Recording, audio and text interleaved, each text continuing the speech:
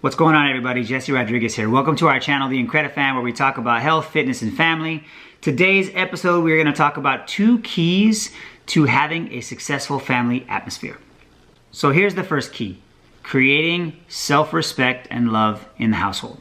Okay, seems simple enough, right?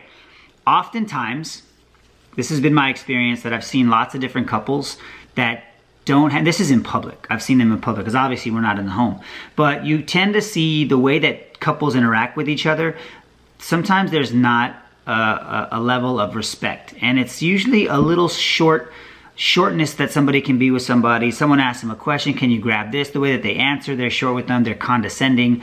These types of things are extremely bad for a relationship. It's obvious to most people. However, a lot of times, unless you're aware of how you're acting, you don't know that that's how you're acting. We always think that we're acting the right way, when in actuality, if we were to step back and watch ourselves like on a TV screen or through a different lens, we would be like, man, that guy's a real jerk. The way he just talks. See how he snapped at his wife? See the way he talked to her?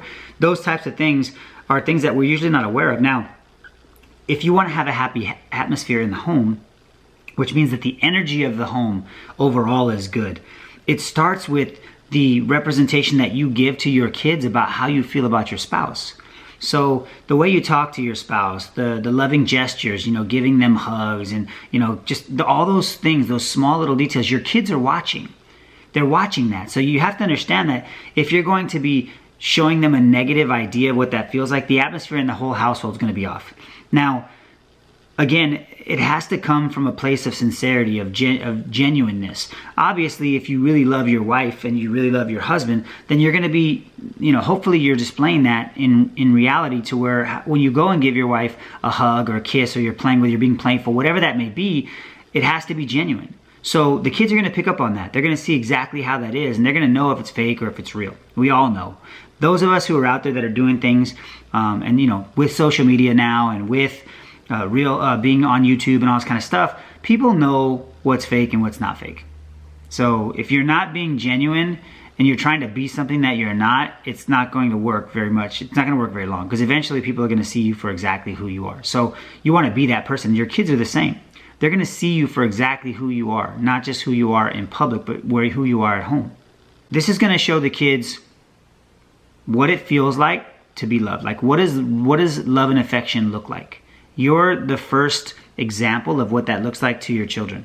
So by doing this, our family atmosphere is going to be that much better. They're going to know what it looks like. So you're actually showing them the example of how they should be. If you have if you're the father and you have small boys, you're going to show them what it is like to be a loving husband, right? How you should treat a woman.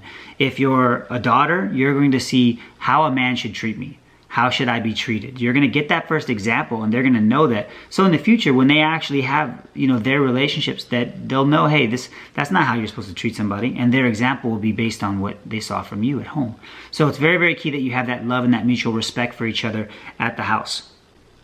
Another thing that comes from having that love and mutual respect is being able to show your kids what right and wrong looks like, and when it's okay to be wrong. A lot of times, and I'm guilty of this like anybody else, you feel that you're in the right. And so even if you may be in the wrong, you don't know how to express that. There's been many, many times that I'm wrong, and I may have just snapped because I was having a bad day or whatever the case may be. I may have snapped at something my wife and I were talking about, and I'm in the wrong. Having that moment to really take that in and fixing that at that moment, coming in and saying, babe, sorry, I snapped. I was thinking of something else, whatever the case may be, and I was wrong. So I apologize. I was in the wrong. The power that has when your children see that, the fact that you don't have an ego so big that you have to always be right, and that it's okay to be wrong. Because as the father in the household, in my opinion, you are the top of the top, right? You run the household. That's just the way it is. It's the way God placed it. Men are the providers. That's what we're supposed to be. Not to say that women aren't amazing providers as well, but in the household, the kids see the father as the dominant personality. And so if that dominant personality can come off the level of where they're seeing and come down and say, hey, I'm wrong. It's my fault. I was wrong. The power that your children, that has on your children is tremendous. And so I Do I run my household? Yes, I do. I run my household. What does that mean? It means that I'm responsible to take care of my kids, take care of my family, to provide for them, to protect them. That's my role, which brings me to key number 2, knowing your role in the relationship. This is probably the biggest questions that I get. My wife and I have been together for 27 years. People often ask us, how is it that you guys have such a positive relationship? How have you been together for so long? And you guys seem like everything's great all the time. You guys are extremely happy. You have these great kids. You have a great family. Your business life is successful. You have all these things. How do you do that? Like, how does that work? And the number one reason we give them is we both know our roles. Like, we understand what our roles are in our lives. And there are many. We both wear many, many hats in our lives. And at different points in time, we'll wear different hats. So at one point in time, I was pretty much the stay-at-home father of 4. My wife was the breadwinner. She brought in the majority of the money. I contributed on the side, but she was the one that made sure that the lights stayed on, the food was on the table. That was her role at the time, as I was finding the things that I wanted to do with my life. That's what it was. There was no ego. There was no, well, I should be this because I'm the head and I'm the provider. Yeah, as a man, you feel like that. But at the same time, I knew at that given point in time, my role was to raise the kids, to make sure that those things were taken care of so that when my wife got home, she didn't have to do everything. She could go to work, she could know the kids were being fed, they were going to school, they were getting all these things taken care of, and all their needs were being taken care of, and she could handle her business like she needed to. Now later on, that role shifted. Right? It shifted. It's always going to move around. The thing is that it's very important that we all know what our roles are in a relationship and that we stay in our lane. Like, if that's your role, that's your role. We don't have to have a bigger role than what it is. If your role is to be the provider and to go to work, then cool, that's your role. If your role is to be at home and be a nurturer and take care of the kids in the family household, cool, that's your role. If your role is to be, whatever the case may be, whatever it is, you have to first define what that is, and secondly, you got to stay in your lane.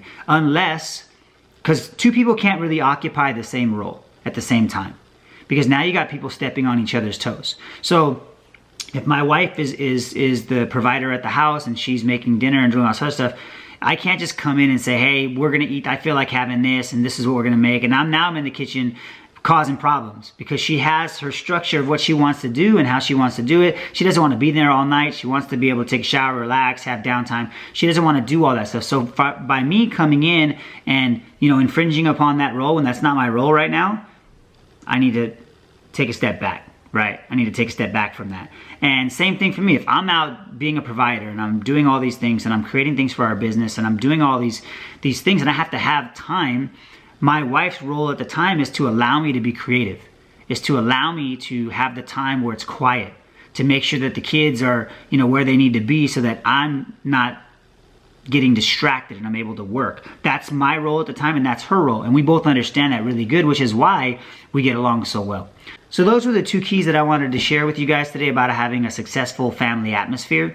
So I hope you guys got some value out of that. I hope you enjoyed that. If you did, do me a favor. If you have questions or comments, concerns about that, just comment below. We'd love to collaborate back and forth, get to know what it is you guys are thinking, and how we can actually become better as well. So this is a two-way type of street. If you liked it, please hit the subscribe button on the bottom. Check us out on a regular basis, see what we have coming down the pipeline, and share it with anybody who you think might get some value from what it is that we have to talk about. Hope you guys have a blessed day. We'll see you guys on the next video.